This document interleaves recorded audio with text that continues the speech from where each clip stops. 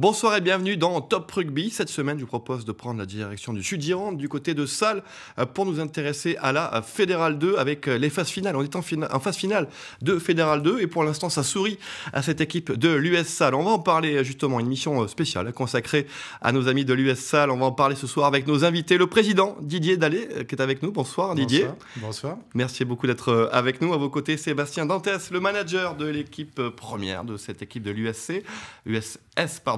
Salles. Bonsoir Sébastien. Bonsoir. On va d'abord rappeler que Salles s'est qualifié pour les huitièmes de finale de la Fédérale 2 en s'imposant en match aller-retour contre l'équipe de Saint-Junien et qui se prépare un beau huitième de finale contre l'équipe de Mont-Léon. On va en reparler. Avant de parler de cette actualité, un mot d'abord, président, sur la saison qui n'est pas terminée, vous l'avez compris, puisqu'il y a encore ces huitièmes de finale qui arrivent. Vous, quel regard vous portez sur cette saison alors ? Pour l'instant. Sur la saison de l'équipe première. Je dois féliciter tous les joueurs et le staff pour la qualification, qui était l'objectif de début de saison. On s'était fixé de finir dans les 4 premiers, chose faite. Ensuite, j'ai senti on a eu quelques petits désagréments avec les coachs de l'AB, etc. en cours de saison. Ça n'a pas été facile. Ça nous a permis en fait de souder un groupe. On s'est rendu compte qu'on avait des vraies valeurs autour de l'équipe première et au niveau du groupe, et donc qui nous permet aujourd'hui de pouvoir faire des superbes matchs en phase finale. Et donc voilà, ça a été une saison un petit peu difficile par moments, mais là je pense que maintenant l'équipe arrive à maturité. Oui, terminé fort la saison régulière. On va rappeler que vous avez terminé 3e de cette poule 7 de Fédérale 2 derrière Orthez et Mont-Léon, qui était leader et que vous allez retrouver donc en 8e de finale. D'abord, retour donc sur cette qualification lors des 16e de finale, avec un premier obstacle, Sébastien, donc manager, qui, on va dire que ça s'est bien passé contre Saint-Junien. On va rappeler le score en match aller 68-17, c'était à Salles, au stade Raymond Brun. Et puis au retour, vous l'emportez 45-17. L'erreur, ça aurait été justement de relâcher un peu sur le match retour avec l'avance que vous aviez, mais vous avez pris ce match retour avec beaucoup de sérieux. Ouais, tout à fait, c'est le risque quand on sent qu'on a validé le match, le premier match. Après, c'est de se relâcher et puis après d'avoir de mauvais une mauvaise comment je pourrais dire ça servait une mauvaise prestation, voilà, mais ça servait un peu de répétition générale. Il n'y a pas de regret de ne pas avoir une opposition un peu plus corsée quand même avant d'affronter Mont-Léon. Après, si on l'avait pris à la légère, on aurait eu, je pense, une belle déconvenue. Donc, il fallait vraiment le jouer, ce match. Ça, c'était le mot du président aussi, Didier. Attention de ne pas se relâcher. Déjà, on n'est pas à l'abri d'une surprise. Bon, il y avait quand même pas mal d'avance, 68-17. Mais ça vous a plu, ce comportement de l'équipe sur le match retour ? Ah oui, ça m'a plu complètement, parce qu'on en avait parlé avec les coachs. C'est un match que je craignais beaucoup, moi, dans la mesure où au rugby, quand il y a une bête qui est blessée, elle peut réagir. Et j'avais très peur avant ce match, d'autant plus que les coachs avaient décidé de faire tourner un petit peu pour que le groupe, tout le groupe puisse jouer, soit concerné par la qualification. Donc il faut avouer que la plupart des garçons ont répondu présent dans ce match qu'il fallait prendre par le bon bout. Ouais, l'US Salles au top de sa forme donc en fin de saison. Sébastien, moi, manager et ancien préparateur physique aussi du côté de l'Union Bordeaux-Bègles. Vous avez un œil aussi sur le côté physique. L'équipe, elle tourne bien, là. Elle est à 100% de son potentiel physique actuellement. Il y a peu de blessés avant d'attaquer Mont-Léon, où tous les signaux sont au vert. C'est exactement ça, tous les signaux sont au vert. Après, on a une belle partie qui se profile. Donc, ah oui, on va en parler, Mont-Léon. On y vient, Mont-Léon, parce que Saint-Junien, le premier obstacle a été passé. Arrive Mont-Léon, donc 8e de finale, match aller-retour. C'est une équipe que vous connaissez bien. J'ai dit, vous étiez dans la même poule. D'abord, Sébastien, vous, quel souvenir vous gardez de cette équipe qui vous a battu chez elle au match aller, donc on a les scores, 34-6, mais que vous avez battu, vous, au retour, il n'y a pas si longtemps, le 24 mars, 36-19. C'est de bon augure. Ouais, alors après, nous, ça a été la première grosse claque qu'on a reçue dans la saison, le match là-bas à Mont-Léon, où ils nous avaient dominé du début jusqu'à la fin du match. Donc on avait vraiment à cœur de réaliser une belle prestation sur ce match retour. Puis on a mis en place notre jeu et ça s'est soldé par une belle victoire. Qu'est-ce qu'on peut dire sur cette équipe de Mauléon, qui a longtemps évolué en Fédéral 1, qui est quand même un des gros épouvantails de la Fédéale 2, qui est entre la Fédéral 1 et la Fédéral 2. Donc c'est quand même une équipe qui est préparée pour la montée. Mauléon, en termes de jeu, elle a des faiblesses. Quelles sont ses forces? Ouais, alors déjà, ce qu'on peut remarquer, c'est que c'est une équipe qui a fait preuve de régularité sur toute la saison. Seulement 4 défaites. Exactement. Donc après, c'est une équipe, comme vous l'avez dit, qui descend de Fédéral 1. Donc c'est forcément, quand on a goûté à l'étage au-dessus, on veut souvent y revenir. Donc je pense que leur ambition est aussi de revenir à ce niveau-là. Donc ça va être 2 sacrés matchs à venir. Je crois qu'il y a un gros buteur en plus en face, non? Oui. La discipline, il faut faire attention, non, c'est ça? Comme souvent ces équipes de ce niveau, ils ont souvent 1, 2, voire 2 bons buteurs. Match aller ce dimanche, donc à 15h au stade Raymond Brun contre Mauléon. Didier, vous vouliez ajouter quelque chose? Oui, ce ne sera pas dimanche, ce sera samedi. Ah, c'est le samedi. On vient de se mettre d'accord avec Mauléon, donc on jouera samedi à 17h. Bon, sur le site de la Fédé, il n'était pas vraiment à jour, mais c'est pas grave si ça vient de tomber. Ça vient de tomber. Est-ce que c'est dû en partie au match UBB Stade Toulousain ou pas du tout, non? Oui, on avait peur de faire de la concurrence à l'UBB. Mon ami Laurent Marty, donc quand on voulait pas trop la faire contre de concurrence, on a décalé le match. Mais c'est surtout qu'on a décalé le match parce qu'on a négocié aussi le match du samedi au match retour, puisqu'il y aura le tournoi de l'école de rugby qui va regrouper 1600 enfants le dimanche 28, je crois, quelque chose comme ça.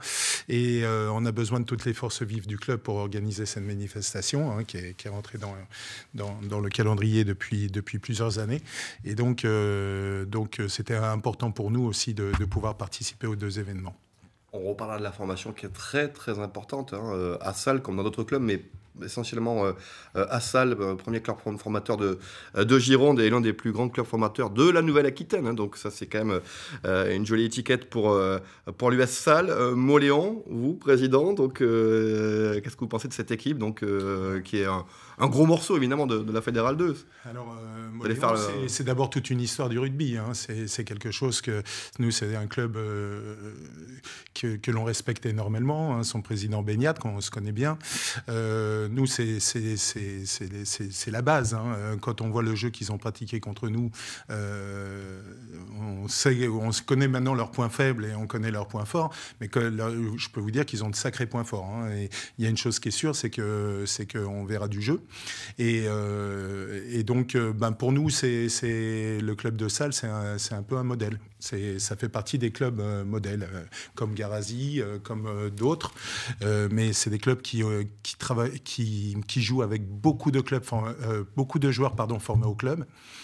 Ce qui est le cas de Salles aussi. Et donc, à partir de ce moment-là, ça donne des matchs engagés où chaque dimanche, on peut se jouer la vie et on joue pour son maillot. Et pour nous, ça, c'est une valeur qui est très importante. Le match aller gagné par Mauléon à la maison et le match retour gagné par Salles donc au stade Raymond Brun. Ça nous permet en tout cas une belle ambiance samedi 17h, c'est ça, on avait dit samedi 17h donc pour ce 8e de finale aller.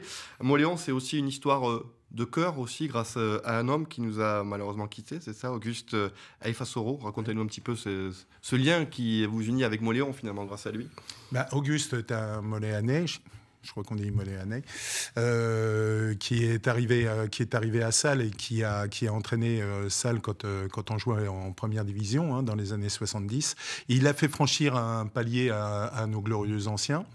Il s'est complètement imprégné au niveau du club et il a donné une structure au niveau du club de Salles. Il nous a vraiment fait franchir quelque chose d'important avant de repartir à l'UBB, puisqu'il a été longtemps manager de l'UBB. Et donc, dernièrement, d'ailleurs, quand on a reçu Mauléon, on a reçu toute sa famille et on lui a rendu hommage parce que vraiment, c'était un vrai gars du rugby et rien que d'en parler, j'ai des frissons, mais c'était quelqu'un qui transmettait ses valeurs et puis c'est pour ça que nous, on est aussi touchés quand on reçoit un club comme Mauléon. Pour nous, c'est hyper important. Il y aura de l'émotion de l'enjeu donc pour ce 8e de finale. Allez, notez bien, donc samedi 17h au stade Raymond Brun donc pour le match aller. En cas de qualification pour l'écart, donc non seulement il y aura une qualification pour l'écart, ce qui serait évidemment une belle performance pour l'US Salles, et surtout ça validerait une place en Fédéral 1. Vous êtes prêts à monter On n'est pas tout à fait prêt. En fait, on n'est jamais vraiment prêt, je pense. Mais en fait, c'est un objectif, pas la montée la fédérale. Oui, contrairement à beaucoup de clubs, si vous voulez, on n'a pas tout basé sur l'argent. On a basé sur notre formation. Quand je dis qu'on n'est pas tout à fait prêt, c'est qu'on attend impatiemment le lycée à Salles. On a 2 équipes cadettes, on aura 2 équipes juniors l'année prochaine, donc on a des jeunes vraiment de qualité. On vient de signer un accord de partenariat avec l'UBB pour que nos meilleurs joueurs aillent là-bas, mais on espère aussi en récupérer quelques-uns. Et puis financièrement, on ne va pas se poser vraiment les mêmes questions que l'ensemble des présidents. Je pense qu'on a notre budget, qui est un budget raisonnable pour de la Fédérale 2. On ira peut-être recruter 4-5 joueurs si on en a l'utilité, si jamais on monte. On n'a pas vraiment encore pris de contact, mais ça devrait se faire, en fonction peut-être même du match aller. Et donc, on jouera notre jeu comme Moléon peut le jouer, comme Nafarrois peut le jouer. Quand Nafarrois bat Albi, oui. Moi j'ai des poils sur les bras. Mon club, et je pense que l'ensemble des dirigeants est d'accord avec moi, on est là pour faire un peu des exploits, porter notre maillot fièrement. Et puis si on doit redescendre, on redescendra. Mais je peux vous dire qu'en tout cas, ils auront la vie dure chez nous. Ça peut nous faire un sale DAX l'année prochaine. Allez savoir, en fédéral, on y croit. Juste un mot de top 14, on va vous montrer l'affiche parce qu'il y a quand même du top 14 ce week-end. Vous voyez, comme ça, le week-end est parfait. Vous allez le samedi à Salles pour Salles-Moléon. Le dimanche, vous enchaînez achèvement avec le dernier match de la saison pour l'Union Bordeaux-Bègles avec la venue du Stade Toulousain. Des places à gagner sur notre site, dépêchez-vous parce qu'évidemment, c'est quand même une rencontre qui est très prisée. UBB Stade Toulousain, donc c'est dimanche après-midi. Dernier match de la saison. En plus, vous le voyez, il y a un hommage à 50 ans après le titre du CA Béglé contre Toulouse d'ailleurs, donc en hommage avec les joueurs de l'Union qui joueront avec les damiers et une rencontre importante, pas la peine de vous rappeler le classement, c'est pas la peine parce qu'on le connaît tous et pour l'Union Bordeaux-Bègles, il faudrait quand même un miracle, mais enfin c'est mathématiquement possible, voilà, on le voit encore avec 7 points de retard quand même sur la 6e place, ça commence à être compliqué, mais pourquoi pas rêver d'un exploit contre le leader Toulouse, donc des places à gagner sur notre site www.tv7.com. La formation, on va en parler parce que ça défile vite, la formation, Sébastien, il y a beaucoup de jeunes joueurs formés au club qui évoluent justement dans le groupe senior, comme le disait le président. Ouais, mais après c'est la base et c'est ce qui fait aussi l'identité de ce club, avec une grosse politique de formation et puis beaucoup de joueurs qui jouent en première ou qui jouent en B, issus de cette belle formation. Avec un projet de jeu quand même qu'on retrouve justement dans les équipes de jeunes, il y a une continuité. En tout cas avec cette volonté de produire du jeu, d'avoir un jeu, alors j'aime pas dire le mot spectaculaire, mais en tout cas un jeu attrayant, un jeu séduisant. L'académie, pour conclure, Didier, parce que vous êtes allé plus loin que la formation. L'académie, c'est encore au-dessus, c'est ça, c'est un œil. On est jumelé avec Bedford depuis 40 ans, qui est un club anglais. On aime bien ce mot académie parce que ça reflète bien ce que l'on veut faire. Aujourd'hui, on a 230 gamins à l'école de rugby. On aura 2 équipes cadettes, 2 équipes juniors. En fait, on veut transmettre les valeurs du club. D'ailleurs, dans le Club House, il y a toute l'histoire du club depuis 1904. Et donc, je veux que les garçons, quand ils portent le maillot, ils soient fiers de le porter à tous les niveaux, que ce soit en moins de 16, moins de 18, et qu'on soit dans un certain état d'esprit. Et donc, c'est aussi valable pour les entraîneurs. Et donc voilà, je veux que tous les staffs soient contents et se reconnaissent dans notre équipe première. Et donc, voilà. Les jeunes qui ont été couronnés quand même par les titres de champion de France cadet Telière A 2002, 2004, entre autres. Il y a plein d'autres titres, mais ça montre aussi la qualité de la jeunesse salloise. Merci à tous les deux. J'étais entraîneur à l'époque. Et il était entraîneur, oui. C'était il n'y a pas si longtemps, c'est ça, Didier. C'est ça. Bon, merci à tous les deux. On vous souhaite plein de bonnes choses pour la suite. C'est pas terminé pour l'US Salles, on l'a compris, avec ce 8e de finale. Ça promet, si vous êtes dans le secteur, allez-y. Samedi après-midi, 17h au stade Raymond Brun. Salles contre Moléon. On l'a dit, il y a de l'enjeu, ça va jouer, ouais. Il y aura de l'émotion et vous serez peut-être surpris par le niveau de la Fédérale 1, la Fédérale 2, j'y suis déjà en Fédérale 1. Et il y aura peut-être une belle surprise à la clé pour l'US Salles, on y croit en tout cas. On va continuer à vous suivre, j'étais ravi de vous accueillir ce soir dans Top Rugby. Bonne continuation pour l'US Salles et puis pour tous les deux. Et nous on se retrouve lundi prochain, on reviendra justement sur ce match entre Salles et Moléon et aussi bien sûr sur la rencontre entre l'Union Bordeaux-Bègles et le Stade Toulousain la semaine prochaine.